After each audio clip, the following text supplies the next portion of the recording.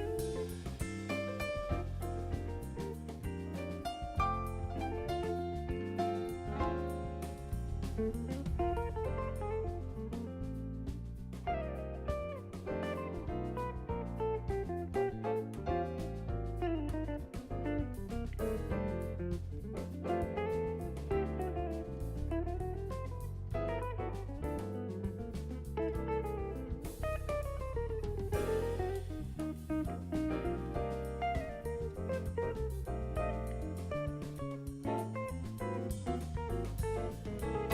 love.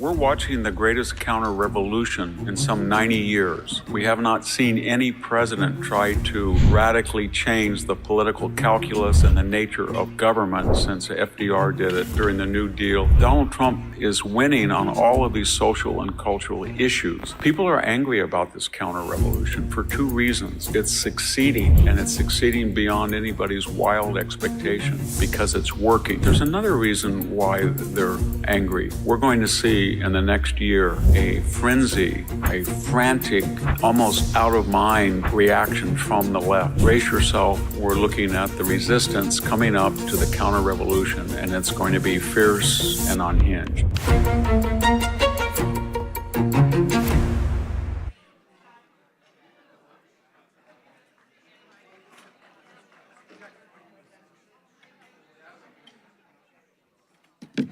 Do you guys have the rest of that video? I wonder if you do. I want to just, first of all, you look like a handsome group of people here tonight. Good to see all the beautiful ladies and all the men dressed up. You guys like galas? You like dressing up? The women are the ones that tell me, we got to have a gala. So how can I argue with that?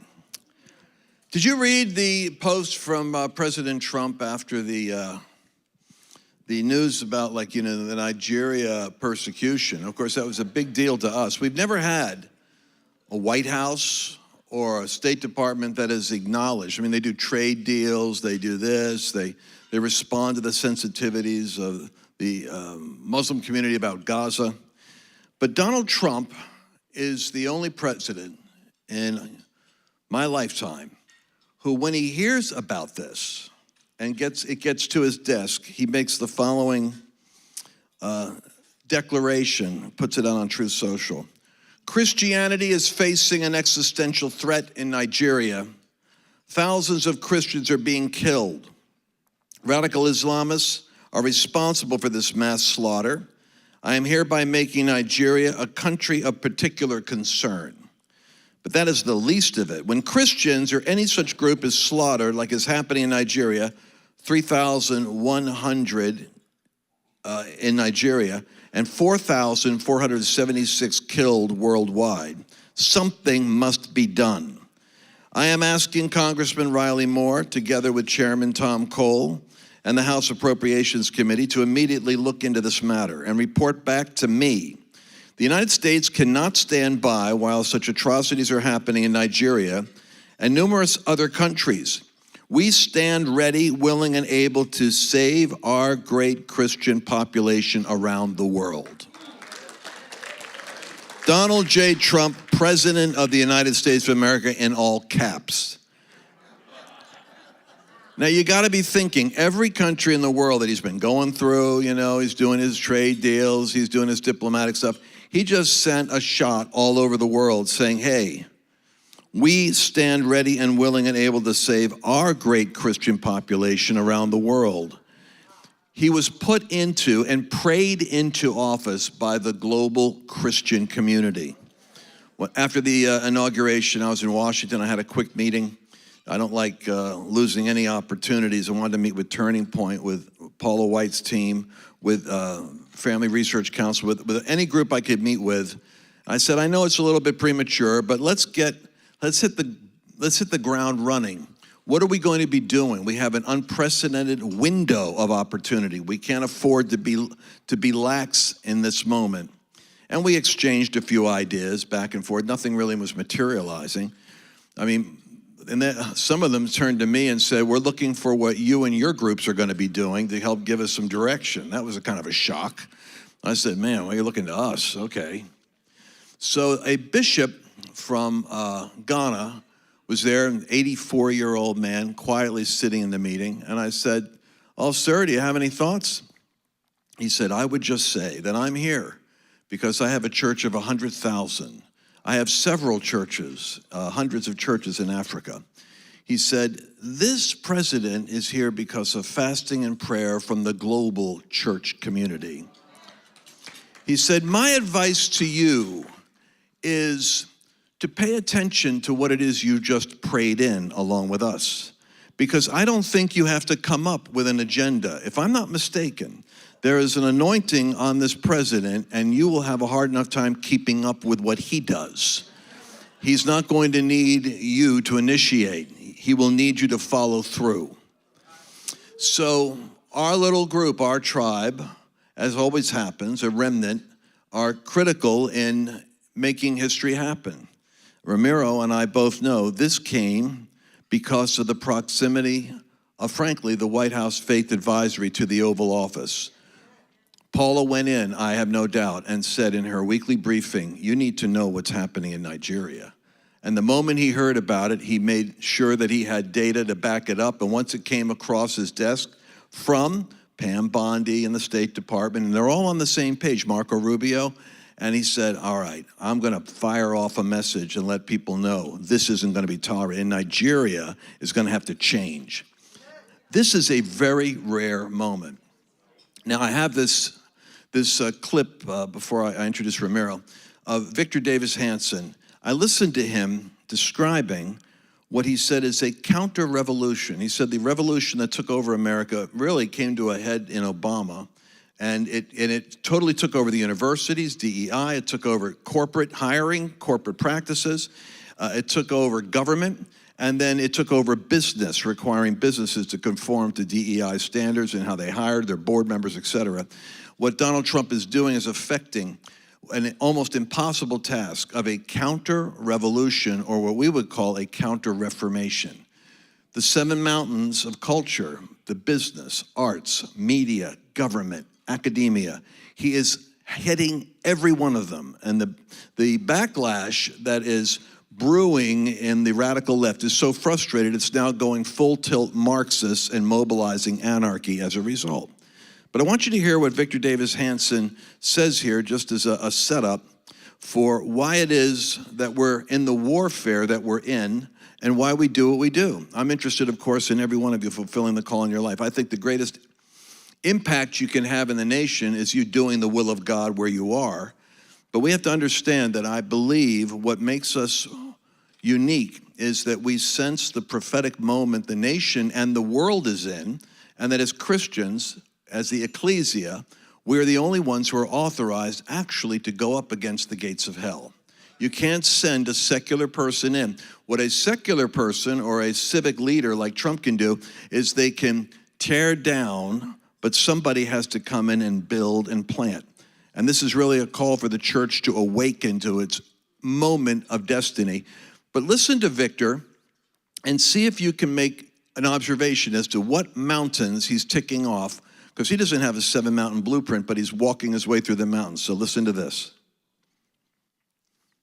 Hello, this is Victor Davis Hanson for the Daily Signal. We're watching the greatest counter-revolution in some 90 years. We have not seen any president try to radically change the political calculus and the nature of government since FDR did it from the left during the New Deal of the mid-1930s. And what do I mean by that? Donald Trump closed the border. Nobody thought he could. He closed it. He has now deported over 100,000 criminal illegal aliens, and 1 million have self-deported of all statuses who were here illegally. He's basically declared war on DEI, and he's winning that argument. He has barred biological males from competing in women's sports. He has full public support for doing that, and he's making enormous inroads. The universities are rushing and competing with each other to cut a deal with Donald Trump and to agree to not gouge the federal government on federal grants through their surcharges of way over 40 or 50%. To follow civil rights legislation in the Supreme Court and not discriminate by race or gender as they do in admissions, hiring, promotion, tenure, and to be disinterested and be fair and follow, as I said, free speech canons and the Bill of Rights on campus. What am I getting at? This isn't that Donald Trump is winning on all of these social and cultural issues. Abroad, we see that Iran no longer poses a nuclear threat for the immediate future, that Israel's enemies, whether Hezbollah or Hamas or Houthis, are in disarray or are severely attrited. Iran is no longer a threat to the Gulf states or Israel, at least for the immediate future. And we see some progress with the Ukrainian war. People are angry about this counter-revolution for two reasons. It's succeeding, and it's succeeding beyond anybody's wild expectation. Naysayers, the Wall Street Journal news page, said we would be in a recession now. The tariffs would cause a trade war. We would see the stock market collapse. The opposite has happened. $15 trillion of foreign investment promised and $300 billion in tariff revenue anticipated. We don't know the eventual effects of these new tariffs, but for now, all of our economists who predicted gloom and doom were wrong. All of our cultural critics who said the universities would be destroyed by Donald Trump, that he would arrest innocent people who just happened to forget to get a visa, he wouldn't go after criminals, they are wrong too. So people are angry about this counter-revolution because it's working. But there's another reason why they're angry. He's not addressing the symptoms as he did in the first administration. He doesn't have people around him as he did in the first administration. A Rex Tillerson, a Bill Barr, a good man, but a Bill Barr was not on the MAGA agenda. Jim Mattis, people like Anonymous, Omaroso, all of these people who thought that they knew better than Donald Trump, and they would either stop what he was trying to do or reinterpret what he was trying to do. In other words, he has a team that is devoted to his counter-revolution and, more importantly, to the symptoms of the progressive project. The symptoms of the progressive project are not just the Democrats exercising power in Congress or holding the White House. It's how they get that power. And they get that power through PBS and NPR, now defunded. Cable news and slanted network news now under assault when they lie and defame and face court ramifications. The universities that indoctrinate people now facing large fines, tax on their endowments, a renewed way of a new government attention toward student loans, $1.7 trillion program, surcharges, as I said, and segregation on campus in dorms, graduation ceremonies. The universities are now under scrutiny. We're seeing the Department of Education itself being questioned. And I mentioned before, in addition to education and the media, Donald Trump is attacking the very idea that residency is synonymous with citizenship, that if you came here illegally, if you reside illegally, then you are eventually going to face a deportation, even if you have not been a violent criminal, and even if not, you haven't been served with deportation papers. So what he's trying to do is tell the American people that the left exercises power even when they do not control government, any branch of government, and they exercise power even though on most of the issues, if not all of them, their constituency is only 40%. The majority of the American people oppose their agenda. And they do this through the bureaucracies, through the media, through the universities, through the popular culture. And these are the very sources that Donald Trump is asking them to reform. And the government is going to shrink. The government's going to get out of the media business. The government's going to take a hard look at universities who want and obtain federal funds.